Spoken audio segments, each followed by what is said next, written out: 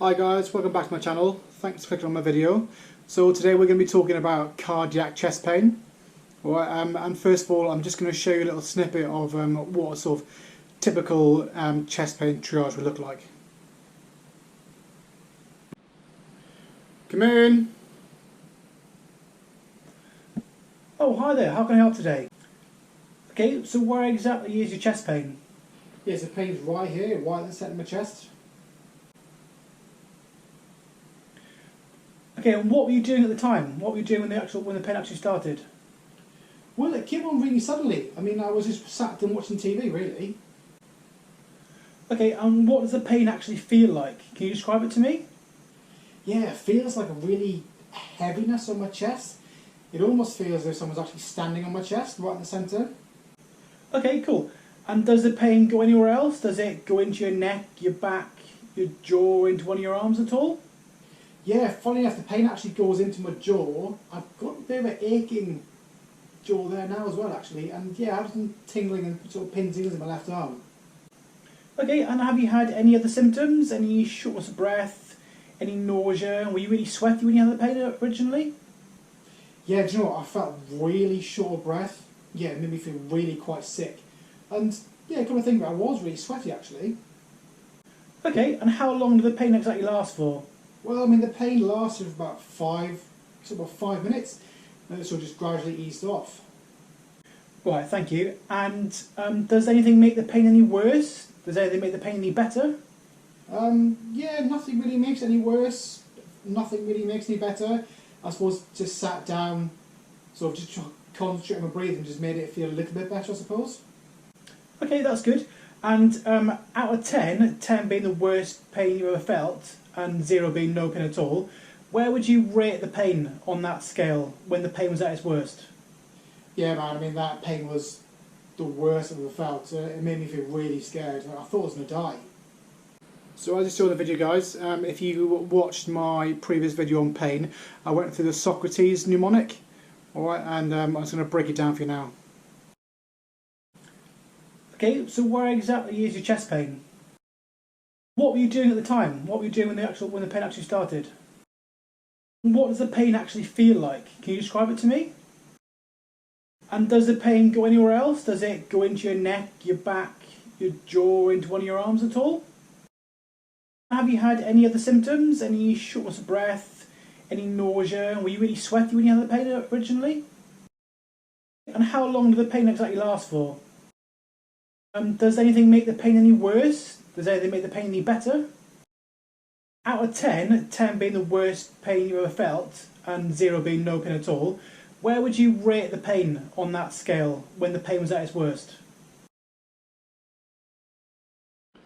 So there are many different reasons that people would get cardiac chest pain, which we'll delve into later in the video. But the one we really sort of worry about is if they're having an active heart attack or a STEMI, or which might come up with an ECG. So the classical sign is patients will have pain in the centre of their chest. They'll be clutching at their chest, called the Lebanese sign. It'll be an acute onset, so it'll just happen straight away. It won't be like, oh, I had some pain, niggling pain, and it just gradually got worse. It will come on suddenly, and they will definitely feel it. The pain will feel like a pressure on their chest. It'll feel like someone's like someone's standing on their chest, or sometimes they describe it as like an elephant standing on their chest. They'll also have some radiating pain, so sometimes they'll go into their back, but the main classical signs is that they'll have it in their neck, they'll have it in their jaw, sometimes they complain of tingling in their teeth. They'll also have some pain down their left arm, and sometimes they'll have some tingling and pins and needles in their left arm as well. But other symptoms they'll get is that they'll feel really short of breath. The pain when it first starts, it really sort of take their breath away. They'll be very nauseous, they might even be sick. They'll be very diaphoretic, so they'll be very sweaty. Their pallor, they'll be quite grey and pale and a bit clammy as well. Alright, so those are sort of classic signs to look out for. And then the pain will last from anywhere from about a couple of minutes up to 10 minutes. It might ease off, or if you see them actually coming in, clutching their chest like that, like I mentioned, you'll know that they're actually actively having a heart attack and need to be seen straight away. They don't really have any exacerbating symptoms. If they try and control their breathing, it might make it feel a bit better. And if they're known to have angina, they might take some puffs of their GTN, and that might alleviate the pain for a little bit as well. And the pain will be like 10 out of 10, 20 out of 10. It'll be the worst pain they've ever felt. They'll feel like they're dying. They'll have a sense of impending doom. So these are some classical things that you'll get in patients. Now, when it comes to women and their chest pains, thinking that they're having an MI or a heart attack, women can greatly differ with their presentations. They can have some right-sided chest pain, or they can just have some atypical chest pain as well. But the most important thing we're actually going to do for these patients is to do an ECG. You know, you can have the best story in the world, but if you don't do an ECG, you know, you have no idea what is going on with that patient's heart. So the first thing you need to do is do an ECG, get it checked straight away. You know, bloods, OBS and all that can wait until later on. The most important thing is that they get an ECG straight away. So guys, what I didn't show you in the triage bit is that think of their medical history as well, their medical background. So think of any family history of coronary artery disease. Do they smoke? Have they got high blood pressure? Are they diabetic? Do they have an increased BMI? Are they quite big? Do they have any hypercholesterolemia? Or do they have a sort of high fat diet, a lot of cholesterol in their blood? And also think of, you know, do they exercise? Are they compliant with their medication? Do they already have coronary artery disease and just don't take their meds? And also, do they drink alcohol as well? Those are sort of the most important risk factors you can have as well for sort of active coronary artery disease. So guys, if you are obviously worried about your cardiac chest pain patient, just, you know, go and speak to a senior doctor. Things to think about when you're triaging them is that if they have a history of cardiac disease, they're not necessarily at high risk of developing an MI or STEMI now while they're with you. Someone who's, for instance, had previous cardiac stents, they're less likely to have an MI, you know, because they've already got their coronary arteries stented open pretty much, so they're less likely to have a clot in there because it's already opened up quite a lot. Of course, if they're not compliant with the medication, then that puts them in more of a risk category.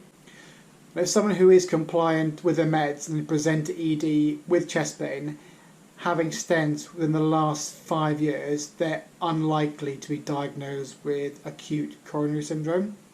Alright, that's just another little tip for you guys to think about. So, as I mentioned earlier on in the video, is that there are many different reasons for cardiac chest pain. So I'm just going to highlight like 4 or 5 different ones now for you. Alright, so the first one being pericarditis, which is the inflammation of the pericardium, or the outer layer of the heart. This would typically present with a sharp chest pain that is exacerbated by exertion, deep inspiration, or laying flat. So these patients might have some associated ECG changes, such as they'll have a depression in their PR segment, they'll have a saddle shit ST elevation, and they'll also have a TP down sloping sign, which is known as Spodek sign. Typically sitting upright or leaning forwards would ease the pain of these patients, and if they do have a pericarditis, they don't necessarily, or they probably won't have a troponin rise either on their blood tests. Now these patients can easily be managed as an outpatient with some high strength ibuprofen and colchicine as well. So the next one we're going to talk about is a myocarditis. So myocarditis is an inflammation of the myocardium, which is the biggest muscle layer around the heart. So these patients might present with chest pain, shortness of breath, fatigue, reduced exercise tolerance and also some peripheral edema. Myocarditis is often diagnosed with a rise in troponin, and then they'll have a coronary angiogram, and that will normally come back as clear. But these patients need to go for an urgent echocardiogram just to see if there's any obviously damage to the heart muscle. So next we've got is endocarditis. So this is an inflammation of the endocardium or the heart valves. This is usually secondary to a bacterial infection. So these patients will present with chest pain, they'll have night sweats, short of breath, they will probably have a heart murmur, and this one is the most severe of the three that I've just talked about now, as patients will often need to have a valve replacement surgery soon as well. So another one we're going to talk about is your anginas. So you've got stable angina and your unstable angina. So first of all, stable angina is your coronary arteries are narrowing, causing a discrepancy between the increased oxygenated blood in the heart during exertion and the actual supply availability as well.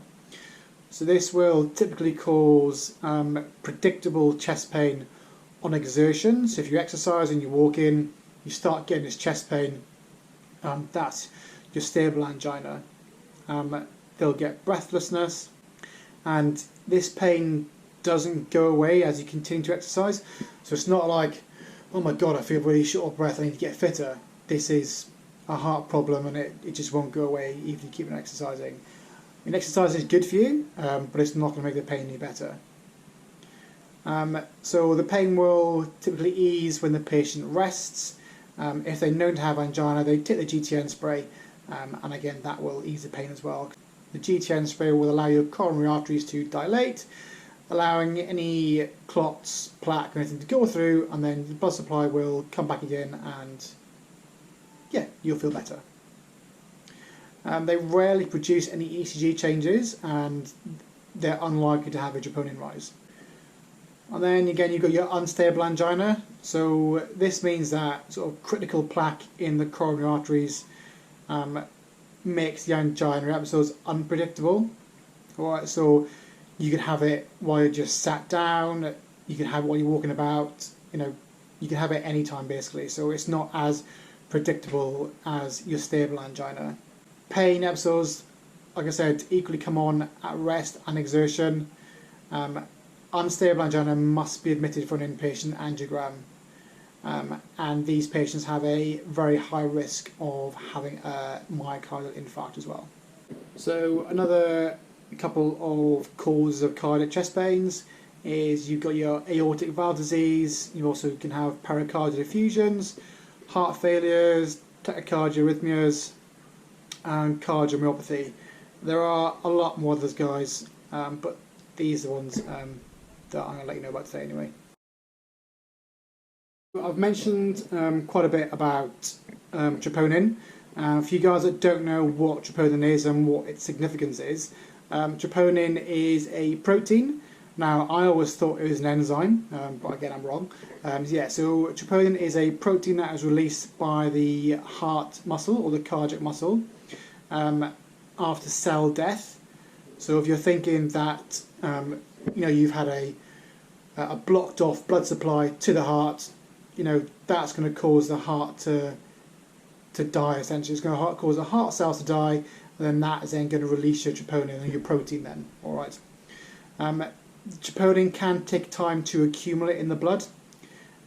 So when patients come into the ED, again, we're going to do blood straight away pretty much. So ideally we want to see bloods, or especially a troponin, 6 hours after the chest pain has started. Again, we mostly do bloods as soon as they come in the department. So if the blood test is taken before 6 hours, that's fine, doesn't matter.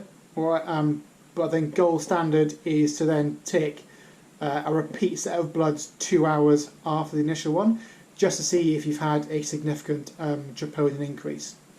Alright, so this I say it's gold standards. You know, I've had this conversation with my consultant, I've had this conversation with the cardiac chest pain nurse.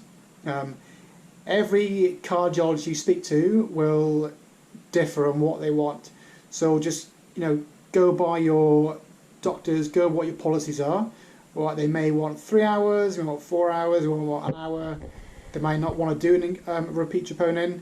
Right, so you know, just go by what your policy says, but sort of 2 hours after the first set of bloods, or 6 hours post pain. Then yeah, that's sort of gold standard for troponin blood tests.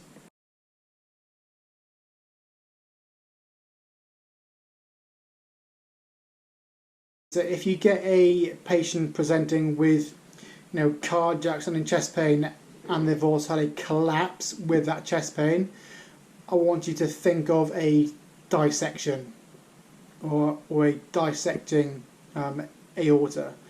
Okay, these patients need to be flagged up to a senior as soon as they come in the department, or as soon as you even, you know, you think about or you clock that this could be a dissection, because these patients will go downhill rapidly, and they are at a high risk of, you know, completely rupturing their aorta, and they will bleed out within a very short time frame.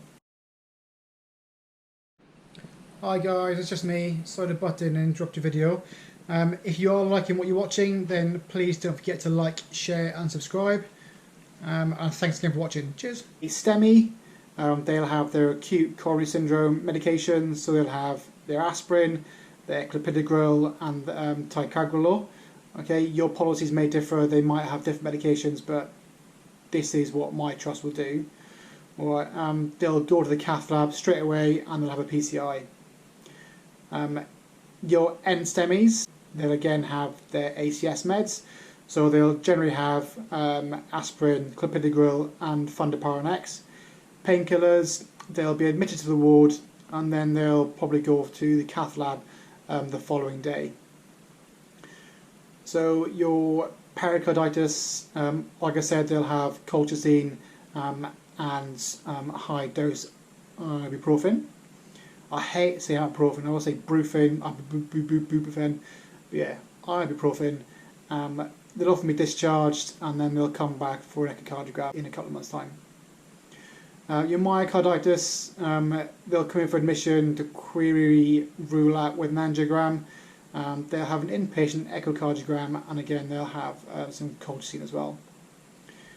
Your endocarditis patients, they'll definitely be admitted. They'll have some high dose antibiotics, because as I mentioned, that's going to be caused by a bacterial infection. And again, they'll come in and have an echocardiogram. Your angina patients, so mainly your stable angina patients, they'll be given GTN spray to take home with them. They'll have some slow release nitrates such as azole dinitrate or nicorandil. Sometimes they'll come back in for an outpatient CT coronary arteries, or they'll have a treadmill test, so they'll have a stress echocardiogram, and then they'll go back to the GPs then for risk factor management. Your unstable angina patients, they'll be admitted into hospital. They'll have their ACS meds like your NSTEMIs, and then they'll have an inpatient angiogram as well. Patients come in with like AF or palpitations, they'll be sent home with a oral anticoagulant, so like your warfarin, your rivaroxaban, your bixaban, your clopidogrel, and they'll also get sent home with some bisoprolol or a beta blocker. They'll also have a CHAD score done as well to look at their AF and their stroke risk. And then, yeah, they'll be sent for the arrhythmia team to pick up in a couple of weeks' time. Last thing, just for you to think about, I know it's not going to be 100% accurate, because every hospital has got a different population of patients, it's got different demographics, but patients that come in and they are triaged as non-traumatic chest pains, roughly about 10% of these patients will have an underlying cardiac diagnosis after investigation. So around about 90% of the patients you're triaging with chest pains will be sent home with undiagnosed chest pain. So the most important thing that I want you to take away from this, so guys, the most important thing that I want you to take away from this video is that anybody that comes in with cardiac sounding chest pain, the first thing you do is give them an ECG. Okay, I don't care if you want to do OBS, bloods, talk about their dog, their family. That, you know, ECG is the most important thing you can do for your patient, because ECG, like I said earlier on, that's the only thing that's going to determine straight away if there is anything critically wrong with this patient. And the most important thing from the most important thing is that get your ECG stickers in the correct place. The amount of times that we've had patients come in and they've had stickers in the wrong places and we haven't had a correct ECG diagnosis is crazy. You are really going to put your patients at risk if your ECG stickers are in the wrong place. You're going to miss out on STEMIs, you're going to miss out on serious cardiac arrhythmias. You could even potentially, you know, activate the cath lab inappropriately. Okay, so yeah, ECG stickers correct placement is really, really important. If you don't know, or if you're unsure, speak to a colleague, speak to a senior, okay, do your training, alright, and just make sure that you're doing it properly.